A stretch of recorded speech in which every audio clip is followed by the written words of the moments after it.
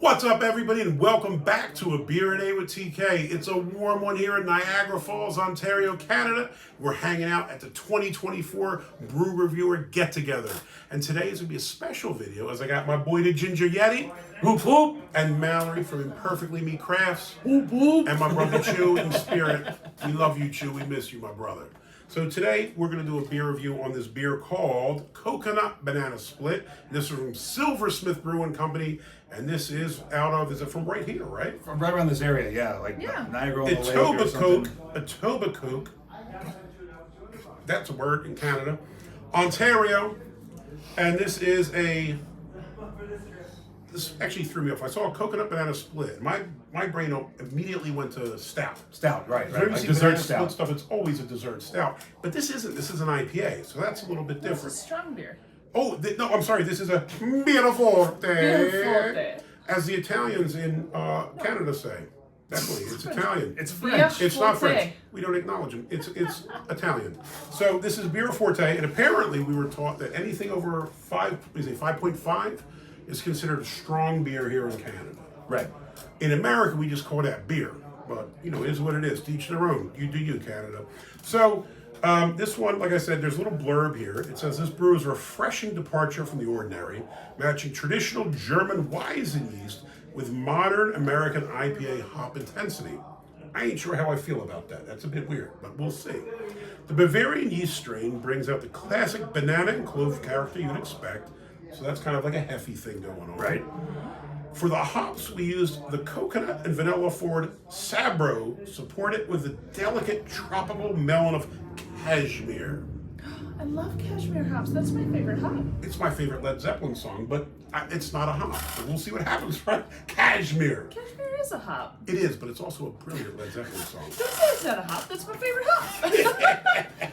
All right, so we have 5.8 ABV.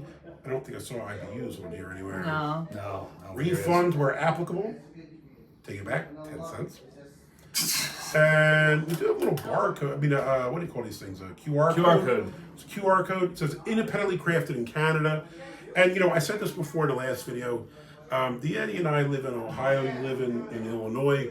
We're not super far from the Canadian border. I don't know about where you're at, Mallory, but I really don't see many Canadian beers other than kind of the macro craft. Right. Which is Not really disappointing. I can see Molson on occasion, but Molson, Labatt, Moosehead. Labatt. Okay, not that Moosehead. kind of stuff. I haven't seen Moosehead by me for a while. I think the fanciest thing we get is maybe the unibrow. Yeah, the unibrow right? stuff. That's I about it. do love the unibrow. Yeah, Yes, I okay, like I do those, see but that. I mean that's probably it. So you know, it's just so bizarre that we all live so close to the northern border and don't really see Canadian beers. And the one brilliant thing about coming out here was hitting the breweries, trying all the stuff out here, and you know, just seeing what a different region or a different country has to offer. And it's been pretty good so far. So I hope this lives up to it. All right, you ready to try this? Sure, pour it in my iconic plastic cup. Iconic, patent pending. Buy them on his Patreon. I feel like we need to put everyone's logos on these. Right? It's rough without a Oh, we don't. table. We have to pour ourselves. No, really? I'm just passing. I can't hold them and pour it. It's rough not having a table. I'm used to having a desk, which makes Well, it that's light. his. That's mine. I don't want his. Gonna pass. I don't want the hurt from him. He was trying to give the worst The pour to hurt. himself. Do these cups surprisingly? No. Yeah, I did. It's not that not far that far off. off. To be fair, it's not that far off. To be fair. To be fair, So, first things first. Color. hazy pale. Is there a little bit of reddish, or is it just the lighting? There is I a can't tell. smidge of red. I see a smidge of red, just barely. Yeah. Yeah. A little red hue. Does it look a tiny bit hazy in there? Or it's No, so it's hard. hazy. The lighting sure. here is a little bit rough. As to the head, you might maybe, I mean, again, these are very small cups, and we're sharing one, which is like 16 ounce or whatever milliliters beer it is. And you get like a little bit of a thin white head. The only thing thinner than this is Paul from the Alconaut's penis. But it's also very impressive. I was going to say this is It about is not impressive. Oh, I'm sorry. Which one were you talking about? I meant the beer, not Okay. Paul. Yes. Paul Listen, is not I was impressive. gonna Not Magic Mike. That's No. not what we were talking about here. I was going to say this is about a Coke nail's worth of head. This one here. Listen, there used to. Did you remember in Ada, the Mexican restaurant, the waiter used to have the big yay nail? Yeah. You come up here for fajitas and you see his Coke nail, and I was like, I know what's going on around here, brother. All right, let's give it a sniff. Sour apple. Or vinegar? There's something. It's slightly funky. Yeah, there's something. I think you do get a little tart. bit. You get a little bit of banana. Yeah. And it's not a big banana hit like I'd expect. You hitting the clove? No matter how hard I try, I can't get my big nose to touch the beer. You want to try this? I thought he just. This guy has a plague beak. I thought he'd just get it from like way back here. And he'll get, Plague beak. You do get a little bit of banana, a little bit of the clove. it's reminiscent of a hefe. A little bit of bubblegum, actually. It's got some hefe action going on. I'm not really picking up a big hop presence though for the No, IPA, not at all. which is a bit. So no one's getting that vinegar apple thing that I'm smelling? Is that just me? That's just you, I think. Sorry. Which is You have a surprising. sinus infection? I don't. Listen, we curse on this channel. It's okay. Okay. I just caught out Paul's wiener, dude. It's at this point, it's fucking what it is. Let's be fair, dude. Which is surprising because I'm not a big Paul's fan. wiener is fucking what it is. It ain't me. I God. do what he wants. It's his business. I'm horrified by this now. Anyways, This is going straight to the Patreon. This is fucking awful. no, it has to be released. It must. All right, I'm not a big Right. fan of vinegar. I can tolerate it, but I'm not a big fan of it. And the smell sometimes gets me more than the taste does. And I don't, so I'm more like acutely aware of vinegar smell. I don't smell it at all. I don't know. I mean, I Is thought that my glass would clean. That's what I was but wondering, I'm maybe that- wondering if maybe I didn't. a sour or rinse it something well. previously? No, Could be. I didn't have a sour. I had a Belgian before that, but I still wouldn't. It still wasn't. Well, I mean, we all smell shit differently Vinegary. too, so Right, that's right. what it is. Yeah. All right, let's give it a shot, y'all. Cheers.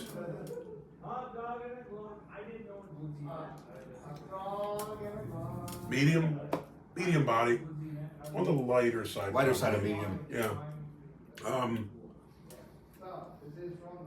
There's a little bit of funkiness there. There is. Maybe It's that's not the like- vinegary thing you picked up. It's like it's not biz funky. It's not biz funk. There's a little bit No. of funkiness in there. It's kind of odd, honestly. This is a very weird beer It because is. it's. I don't know. When I heard the flavor of things, you think, okay, hefe, and then you think hefe mixed with IPA, and you think, all right, I kind of guess what I'm going to get here. And I think, Smell your cup. I'm sorry. try that one. No, it's the Same? same. It's the same. There is a slight, I won't say funkiness. It's not funky, but there's a slight maybe tartness to it.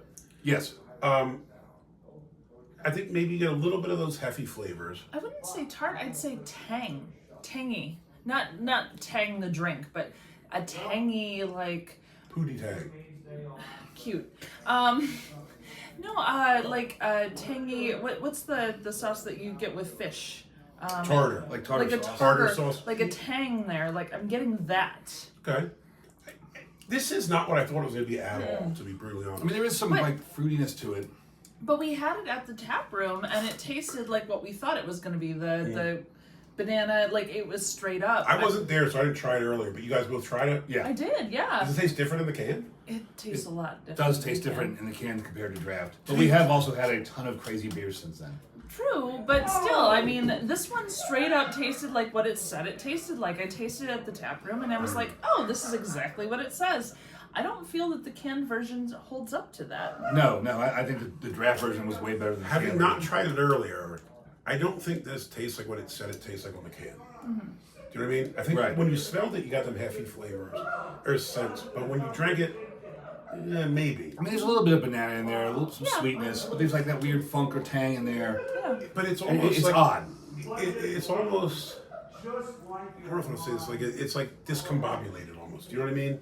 Like there's different things in different ways. And I don't think that they work poorly together. I just don't know that they work wonderfully together. Like, they just don't connect. Yeah.